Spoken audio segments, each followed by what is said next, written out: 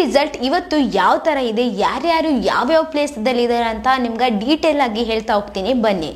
First ಪ್ಲೇಸಲ್ಲಿ ಯಾರಿದ್ದಾರಪ್ಪ ಅಂತಂದರೆ ವಿನಯ್ ಅವರು ಮತ್ತು ಕಾರ್ತಿಕ್ ಅವರು ಇಬ್ರಿಗೂ ಕೂಡ ಪೈಪೋಟಿಯಲ್ಲಿದ್ದಾರೆ ಇಬ್ಬರು ಅಂತಲೇ ಹೇಳ್ಬೋದು. ಇಬ್ಬರು ಕೂಡ ತುಂಬ ಚೆನ್ನಾಗಿ ಆಟ ಆಡ್ತಿದ್ದಾರೆ. ಕಾರ್ತಿಕ್ನಂದ್ರೂ ಬಿಡ್ತಾನೆ ಇಲ್ಲ ಜನ ಅಂತಲೇ ಹೇಳ್ಬೋದು, ಯಾಕಂತಂದರೆ ಮೊದಲಿಂದ ಕೂಡ ತುಂಬ ಇಷ್ಟಪಡ್ತಿದ್ದಾರಲ್ವ. ಬಟ್ ಇವಾಗ ಕಾರ್ತಿಕ್ ಬದಲು ಫಸ್ಟ್ ಅಂದರೆ ಇಬ್ಬರಲ್ಲಿ ಸ್ವಲ್ಪ ಜಾಸ್ತಿ ಪೈಪೋಟಿ ಇದೆ ಅಲ್ವಾ, ಅದರಲ್ಲಿ ವಿನಯ್ ಅವ್ರಿಗೂ ಕೂಡ ತುಂಬಾ ಓಟ್ಗಳು ಬಂದಿದೆ ಅಂತಲೇ ಹೇಳ್ಬೋದು. ಯಾಕಪ್ಪ ಅಂತಂದರೆ ಅವರು ಈ ಮಧ್ಯೆ ತುಂಬ ಚೆನ್ನಾಗಿ ಆಡಕತ್ತಾರೆ. ಅಂದರೆ ಕಾಂಟ್ರವರ್ಸಿ ಮಾತುಗಳನ್ನು ಆಡ್ತಾ ಇಲ್ಲ, ಆಮೇಲೆ ಅಗ್ರೆಸಿವ್ ಆಗಿ ಆಟ ಆಡ್ತಾ ಇಲ್ಲ.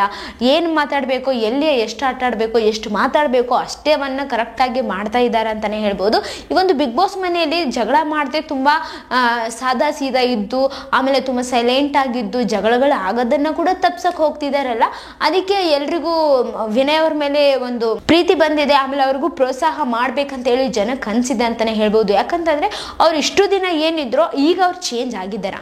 ನಾನು ಚೇಂಜ್ ಆಗ್ತೀನಿ ಅಂತ ಹೇಳಿ, ಅಂದರೆ ನನ್ನಿಂದ ಏನಾದರೂ ತಪ್ಪಾಗಿದ್ರೆ ಕ್ಷಮಿಸಿ ಅಂತ ಹೇಳಿ ಕೂಡ ಎಲ್ರಿಗೂ ಕೇಳಿದ್ರಲ್ವ. ಈಗ ಎಲ್ರ ಮನಸ್ಸನ್ನು ಕೂಡ ಈಗ ಗೆಲ್ಲಕತ್ತಾರ ಅಂತಲೇ ಹೇಳ್ಬೋದು. ಅವರು ಮತ್ತು ಕಾರ್ತಿಕ್ ಅವರಿಬ್ಬರು ಕೂಡ ಒಂದೇ ಪ್ಲೇಸಲ್ಲಿ ಇದ್ದಾರೆ. ಇನ್ನು ಸೆಕೆಂಡ್ ಪ್ಲೇಸಲ್ಲಿ ಯಾರಿದ್ದಾರಪ್ಪ ಅಂತಂದರೆ ವರ್ತೂರ್ ಸಂತೋಷ್ ಅವರು. ವರ್ತೂರ್ ಸಂತೋಷ್ ಅವ್ರಿಗೆ ಯಾರು ಕೂಡ ಹಿಡ್ಕೊಳಂಗೆ ಇಲ್ಲ ಅನ್ನೋ ಥರ ವೇಗವಾಗಿ ಓಡ್ತಾ ಇದ್ದಾರೆ. ಅವ್ರನ್ನ ಹಿಡಿಯೋಕ್ಕೂ ಕೂಡ ಯಾರಿಗೂ ಆಗಂಗಿಲ್ಲ ಅಂತಲೇ ಹೇಳ್ಬೋದು. ಅಂಥ ಪರಿ ಚೆನ್ನಾಗಿ ಆಟ ಆಡಕತ್ತಾರೆ ಈ ಮಧ್ಯೆ ತುಂಬ. ಅವರು ಈಗ ಟಾಸ್ಕ್ಗಳನ್ನು ಕೂಡ ತುಂಬ ಚೆನ್ನಾಗಿ ಆಡಕತ್ತಾರ. ಯಾರು ನನ್ನ ನಂಬಿಲ್ಲ ಅಂದರೂ ಪರವಾಗಿಲ್ಲ, ನಾನು ನನ್ನ ಆಟ ಆಡ್ತೀನಿ, ನಾನು ನನ್ನ ನಂಬಿರುವಂತಹ ಜನಕ್ಕೆ ನಾನು ಒಳ್ಳೇದು ಮಾಡ್ತೀನಿ, ಅಂದರೆ ಅವ್ರು ನನ್ನ ಮೇಲೆ ಇಟ್ಕೊಂಡಿರುವಂತಹ ಒಂದು ನಂಬಿಕೆನ ನಾನು ಉಳಿಸ್ಕೊಂತೀನಿ ಅಂತ ಹೇಳ್ಬಿಟ್ಟು ವರ್ತೂರ್ ಸಂತೋಷ್ ಅವರು ಕೂಡ ತುಂಬ ಚೆನ್ನಾಗಿ ಆಟ ಆಡಕತ್ತಾರೆ ಅಂತಲೇ ಹೇಳ್ಬೋದು. ಅದಕ್ಕೆ ಅವರು ಇನ್ನು ಸೆಕೆಂಡ್ ಪ್ಲೇಸಲ್ಲಿ ಇದ್ದಾರೆ. ಇನ್ನು ಥರ್ಡ್ ಪ್ಲೇಸಲ್ಲಿ ಯಾರಿದ್ದಾರಪ್ಪ ಅಂತಂದರೆ ತನಿಷಾ ಅವರು ಕೂಡ ತುಂಬ ಚೆನ್ನಾಗಿ ಆಟ ಆಡಕತ್ತಾರ. ಬಟ್ ಅವ್ರಿಗೂ ಕೂಡ ಅವಕಾಶಗಳು ಸಿಗಬೇಕಾಗಿತ್ತು, ಬಟ್ ಅವಕಾಶಗಳು ಕಮ್ಮಿ ಸಿಕ್ಕಿತಾವ ಅಂತಲೇ ಹೇಳ್ಬೋದು. ಯಾಕಂತಂದರೆ ಈಗ ಆ ಥರ ಟಾಸ್ಕ್ಗಳು ಇದ್ವಲ್ಲ ಬಿಗ್ ಬಾಸ್ ಮನೆಯಲ್ಲಿ, ಬಿಗ್ ಬಾಸ್ ಅವರು ಈಗ ಟಿಕೆಟ್ ಟು ಫಿನಾಲೆ ಅಂತ ಹೇಳಿ ಟಾಸ್ಕ್ಗಳನ್ನು ಇಟ್ಟಿದ್ರು. ಅದರಲ್ಲಿ ಆಡಿಸ್ಕೊಳ್ಳೋದಿತ್ತು, ಅಂದರೆ ಆಯ್ಕೆ ಮಾಡಿಕೊಂಡು ಅವ್ರನ್ನ ಆಟದಲ್ಲಿ ಇಡೋದು, ಯಾರು ಬೇಕಾಗಿಲ್ಲ ಅವ್ರನ್ನ ಬಿಡೋದು.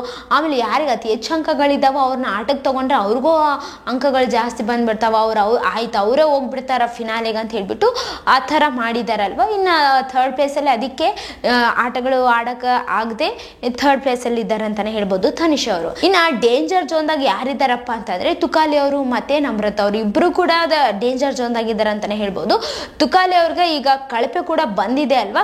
ಸೊ ಈ ಒಂದು ಬಿಗ್ ಬಾಸ್ ಮನೆಯಲ್ಲಿ ಕಳಪೆ ಬಂದಿದೆ. ಮತ್ತು ಆಮೇಲೆ ನಮ್ರತಾ ಅವರು ಕೂಡ ಅಷ್ಟೊಂದೇನೋ ಆಡ್ತಾ ಇಲ್ಲ ಅಂತಲೇ ಹೇಳ್ಬೋದು. ಅವ್ರಿಗೂ ಕೂಡ ಅವಕಾಶಗಳು ಸಿಕ್ಕಿಲ್ಲ ಅಂತಲೇ ಹೇಳ್ಬೋದು.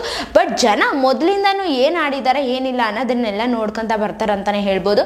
ಅದಕ್ಕೆ ಈಗ ಎಷ್ಟು ಜನ 6 ಜನ ನಾಮಿನೇಟ್ ಆಗಿದ್ದಾರಲ್ವ. ಇದರಲ್ಲಿ ನಾಮಿನೇಷನ್ನಲ್ಲಿ 6 ಜನದ್ರಲ್ಲಿ ಈಗ ಅವ್ರಿಗೆ ಇಷ್ಟ ಆಗಿರೋವ್ರಿಗೆ ಅವ್ರು ವೋಟ್ ಮಾಡ್ತಾರ.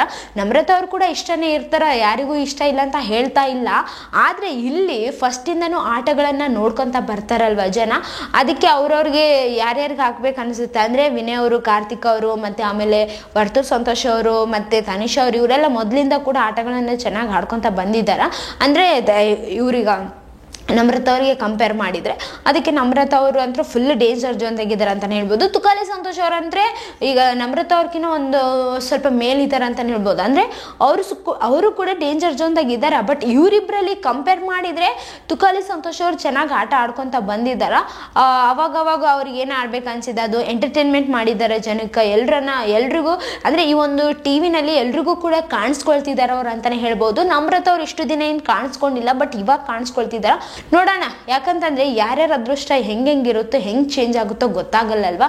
ಹಾಗಾಗಿ ನೋಡೋಣ ಈ ಒಂದು ಬಿಗ್ ಬಾಸ್ ಮನೆಯಿಂದ ಯಾರು ಹೋಗ್ತಾರೆ ಯಾರಿಲ್ಲ ಅಂಥೇಳಿ. ನಾಳಿನ ರಿಸಲ್ಟ್ ಏನಿದೆ ಅಂಥೇಳಿ ನಿಮ್ಗೆ ಮತ್ತೆ ಡೀಟೇಲ್ ಆಗಿ ಹೇಳಕ್ಕೆ ನಾಳೆ ಬರ್ತೀನಿ. ಸೊ ಇದೇ ಥರ ಮತ್ತಷ್ಟು ವಿಡಿಯೋಸ್ಗಾಗಿ ನಮ್ಮ ಚಾನಲನ್ನು ಲೈಕ್ ಮಾಡಿ, ಶೇರ್ ಮಾಡಿ, ಸಬ್ಸ್ಕ್ರೈಬ್ ಆಗಿ. Thank you.